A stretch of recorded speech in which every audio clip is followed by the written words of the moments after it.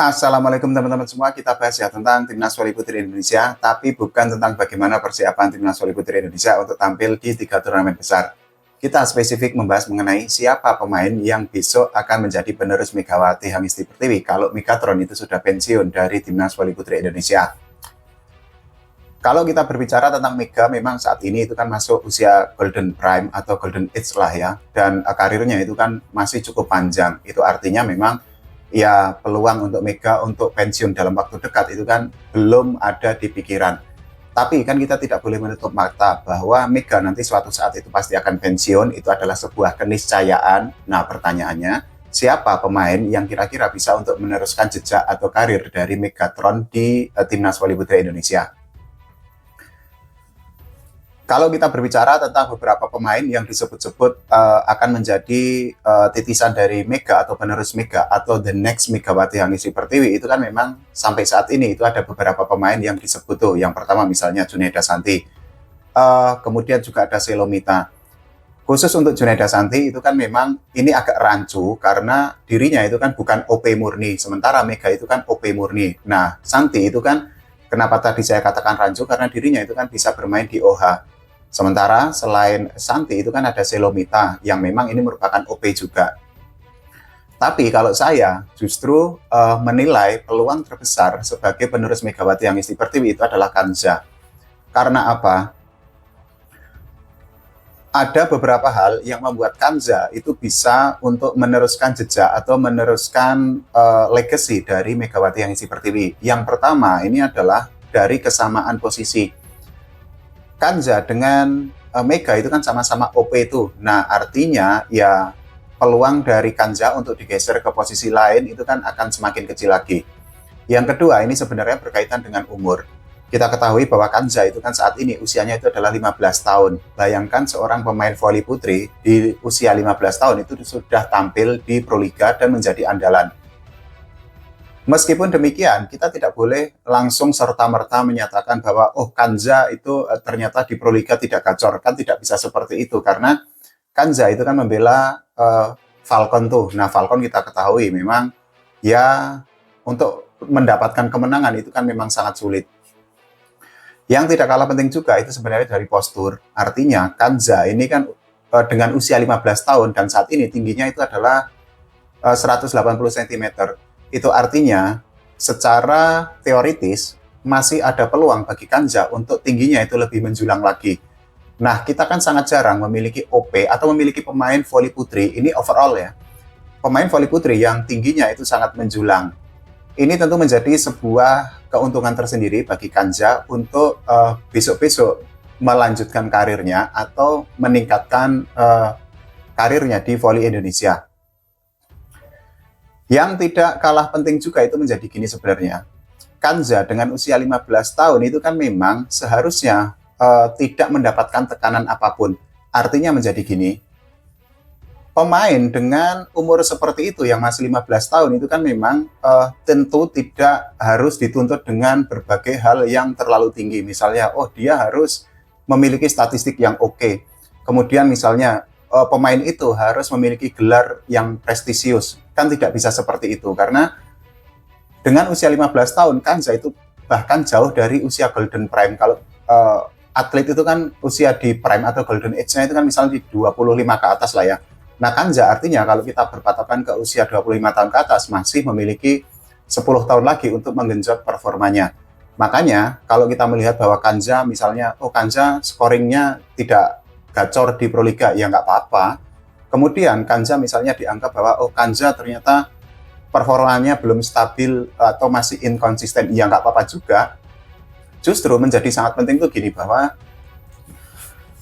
ketika Kanza itu bergabung dengan tim yang kecil, ini kan menjadi sebuah keuntungan tersendiri karena artinya sorotan media atau sorotan netizen itu kan tidak terlalu besar. Beda cerita dengan kalau misalnya Kanza bermain di tim besar yang merupakan tim kandidat juara. Tentu sorotannya itu akan sangat besar lagi. Kemudian juga kalau ternyata hujatan-hujatan itu terus bermunculan, itu kan akan mempengaruhi mental dari Kanza sendiri. Padahal dengan usia yang masih 15 tahun ya sudah, mental Kanza itu kan harus dipelihara. Yang tidak kalah penting itu juga itu menjadi gini sebenarnya, selain dari faktor permainan, kita sebagai volley itu kan tentu harus menjaga ekspektasi. Karena apa? Kita tidak boleh menutup mata bahwa ada sangat banyak atlet ya, ini overall, tidak hanya volley, atlet yang disebut sebagai the next, the next, the next. Misalnya gini, ada atlet atau ada pemain yang dianggap sebagai titisan dari Lionel Messi. Ternyata juga tidak bisa kok untuk menyamai level dari Messi, atau juga atlet yang disebut sebagai penerus dari Cristiano Ronaldo. Toh juga tidak ada yang bisa menyamai Cristiano Ronaldo. Nah, harapan-harapan itu yang tentu saja harus dipelihara atau harus dijaga.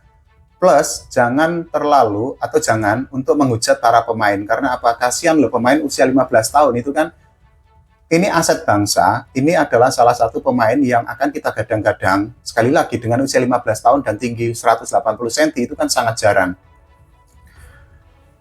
Yang juga menurut saya ini tepat adalah Kanza itu bermain di tim yang kecil. Artinya ini juga relate kok dengan para pemain atau para atlet di luar negeri lah ya, misal kita contoh. Jadi ketika atlet itu masih muda, ya tentu akan banyak yang dipinjamkan. Misal kita di sepak bola, misalnya pemain ini adalah pemain muda, kemudian susah untuk menembus skuad inti di tim senior, akhirnya kan dipinjamkan atau di loan ke tim yang lebih kecil lagi. Nah, di sana mereka bisa untuk menempa kemampuan, kemudian mereka bisa untuk menempa mental, kemudian untuk meningkatkan jam terbang. Ini juga berlaku ke Kanza. Kita mungkin bisa berandai-andai atau bisa membayangkan kalau Kanza itu misalnya ada di tim senior Petro atau tim senior Jakarta Pertamina Enduro atau Jakarta Electric Pela atau Jakarta Popsivo Poluan. Peluang dari Kanza untuk menjadi pemain inti itu kan tentu akan semakin kecil lagi.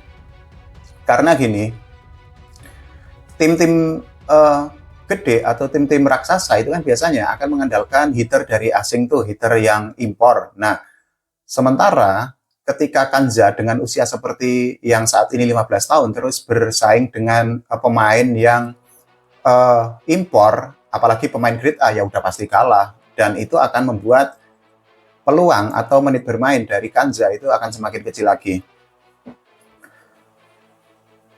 Logika sederhananya itu kan juga gampang.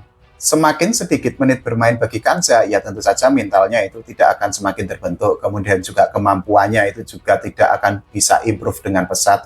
Kemudian juga jam terbangnya atau skillnya atau kedewasaan ketika menghadapi misalnya clutch moment di tengah pertandingan atau di tengah lapangan itu kan juga tidak akan terasah.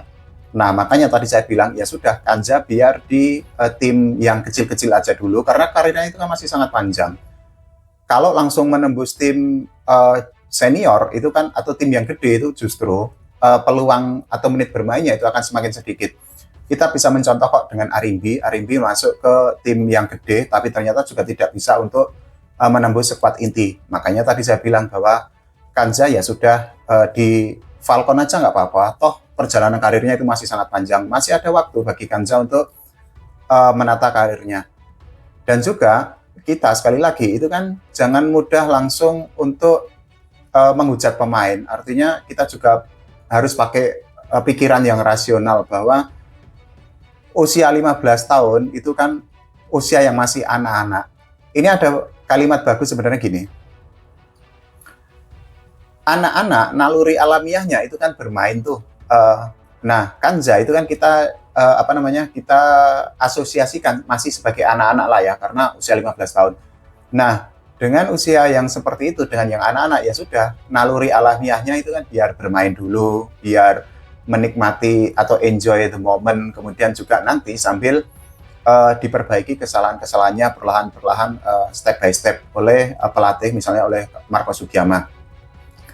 Harapannya nanti ada performa yang meningkat atau ada sesuatu yang akhirnya menjadi ciri khas atau menjadi kekuatan dari Kanza sendiri. Kanza itu kan juga kenapa ini balik lagi lah ya, kenapa menjadi sangat mirip dengan Mega itu kan misalnya kita ambil dari cara dia serve. Kanza itu kan melakukan jumping serve tuh, sementara Mega itu kan juga merupakan jumping serve. Nah, ini bisa menjadi modal tersendiri kalau serve dari Kanza itu terus diasah atau terus dipoles. Artinya nanti Kanza bisa untuk memberikan serve yang menekan sehingga merepotkan defense dari lawan. Pertanyaan selanjutnya menjadi gini sebenarnya teman-teman semua. Akan seperti apa nanti karir dari Kanza? Nah, ini tentu saja bergantung dari Kanza sendiri, kemudian bergantung dari lingkungan sekitarnya, misalnya dari timnya, kemudian juga dari peran pelatih atau nahkoda tim. Karena kalau ternyata pemain itu sebenarnya memiliki pondasi atau memiliki bekal atau memiliki atribut yang oke, tapi ternyata salah penanganan, kan ya akhirnya menjadi useless juga atau performanya itu tidak maksimal. Begitu juga sebenarnya misalnya treatment atau perlakuan dari pelatih atau dari klub itu sudah baik, tapi ternyata pemainnya males-malesan, kemudian juga pemainnya tidak memiliki semangat untuk memperbaiki diri atau untuk meningkatkan kemampuan, ya artinya itu kan tidak akan bisa untuk meningkat pesat. Makanya sebenarnya tadi saya bilang bahwa semoga ada titik tengah antara pemain, kemudian timnya, dan juga pelatih. Artinya ketika misalnya klubnya itu memberikan fasilitas yang oke, kemudian pelatih juga memberikan polesan atau racikan yang oke, nah pemainnya itu juga mau untuk eager to win-nya itu ada, kemudian mentalnya itu mau untuk memperbaiki mental, mau memperbaiki kemampuan. Nah artinya ada titik tengah sehingga semuanya itu bisa sinkron. Tapi ya itu tadi ya teman-teman, maksudnya ya kita harus menjaga ekspektasi, jangan kok langsung Kanza, oh misalnya Kanza scoringnya rendah, ya nggak usah kayak gitu juga. Anak usia segitu loh terus dituntut macam-macam kan ya. Justru kita yang udah tua-tua, ini kan justru kebangetan kalau melihatnya hanya sebatas itu. Nah kalau menurut teman-teman semua, ada nggak pemain yang bisa disebut sebagai the next Megawati Angesti Pertiwi selain Kanza, Santi, ataupun Selomita? Silahkan tulis di kolom komentar. Jangan lupa doakan Kanza karirnya semakin oke. Jangan lupa doakan juga karir Megawati semakin oke lagi. Begitu juga timnas voli putri Indonesia berprestasi dan juga voli Indonesia diurus oleh PBVSI dengan semakin baik lagi. Oke, terima kasih teman-teman semua.